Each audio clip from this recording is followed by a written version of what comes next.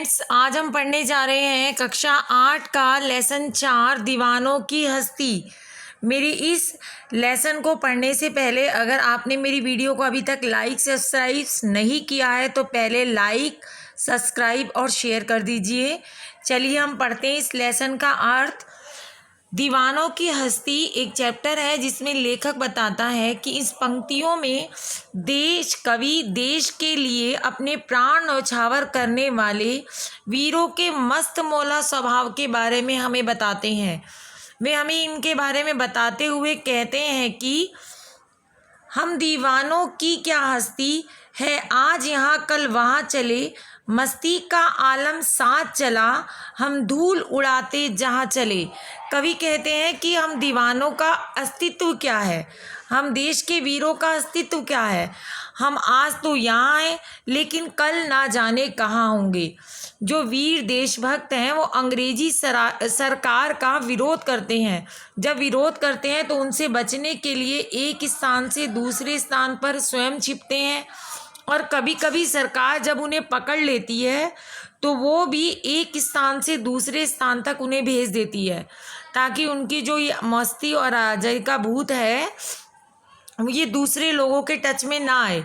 लेकिन आज़ादी के दीवाने जिस और भी अपने कदम बढ़ाते हैं चारों ओर खुशी और उल्लास का वातावरण छा जाता है क्योंकि उनका नेचर ही मस्त मौला स्वभाव का है। वो मस्त हैं, उन्हें दुनियादारी से नहीं केवल देश से प्रेम है और वो देश के लिए अपना बलिदान देने के लिए भी तैयार होते हैं।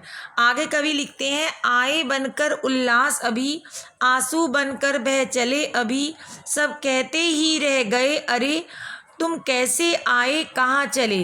कवि कहते हैं कि जो दीवाने हैं, जो देश को आज़ाद कराने वाले वीर हैं, वो मस्त मौला वीरों का आना उनके सगे संबंधियों के लिए खुशी और जाना उदासी देकर जाता है। जो आज़ादी के दीवाने हैं उनके आने पर रिश्तेदार सगे संबंधी के चेहरे खुशी से खिल जाते हैं क्योंकि उनका नेचर ही ऐसा है कि वो सबके साथ समान भाव रखते हैं।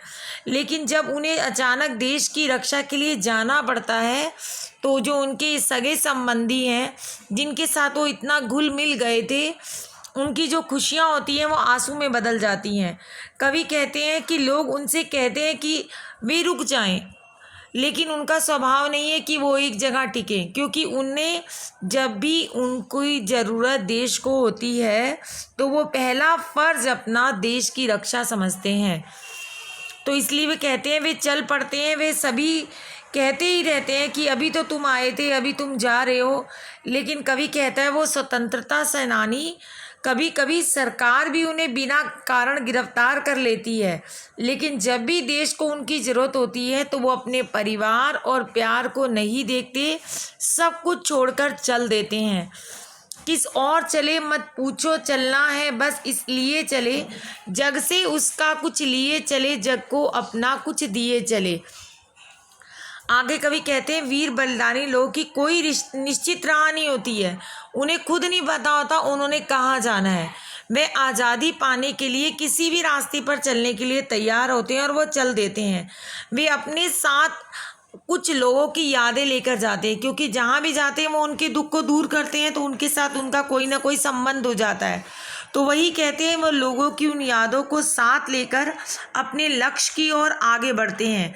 इनके लिए देश की स्वतंत्रता से बढ़कर कुछ होता ही नहीं है तो इन्हें खुद नहीं पता वो किस राह पे जा रहे हैं। वे देश के लिए अपना सब कुछ समर्पित कर देते हैं, देश के लिए अपने प्राण भी न्यौछावर करने वाले होते हैं। इसलिए उन्हें कोई भी वो ना पूछे कि वे कहाँ जा रहे हैं, ये बात वो सबसे कहते हैं क्योंकि ये बात उन्हें खुद नहीं पता होती।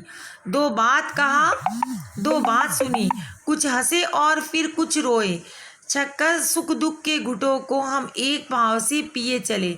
आगे कवि कहते हैं कि ये वीर लोग होती हैं, सभी के साथ सम्मान भाव रखते हैं, समान व्यवहार करते हैं, तो उनके मन में कोई भेदभाव होता ही नहीं है। तो वे केवल यही चाहते हैं कि उनके बाद भी देश आज़ाद रहे। तो वे कुछ बातें अपनी कहते हैं, कुछ दूसरों की बातें सुनते हैं।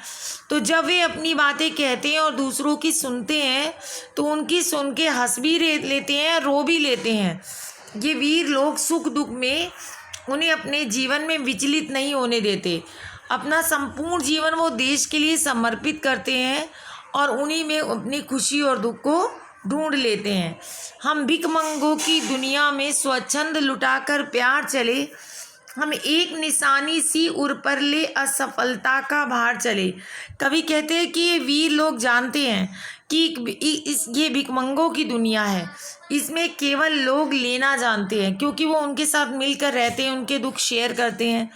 लेकिन फिर अगर वो कुछ उनसे चाहते हैं तो लोग उन्हें इतना अच्छा रिस्पॉन्स नहीं देते हैं। तभी उन्होंने कहा है कि ये भिखमंगों की जो दुनिया है ये सिर्फ लेना जानती है, देना नहीं। हम इन्हें इतना प्यार देते हैं, लेकिन ये हम इनकी सोच नहीं बदल पाए कि ये देश के लिए अपना भी कुछ सब कुछ न्यौछावर करने के लिए तैयार हो जाएं।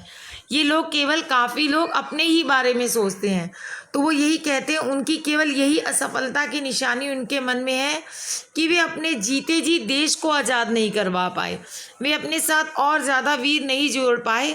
वे कोशिश कर रहे हैं लेकिन आज़ादी नहीं दिलवा पाए। इस बात का उनके मन में दुख भी रहता है कि इतने प्रयास के बावजूद भी वे अपने देश को आज़ाद नहीं करा पाए। अब अपना और पराया का क्या, आबाद रहे रुकने वाले, हम स्वयं बंधे थे और स्वयं हम अपने बंधन तोड़ चले। फिर भी कवि कहते हैं कि ये वीर निराश नहीं होते।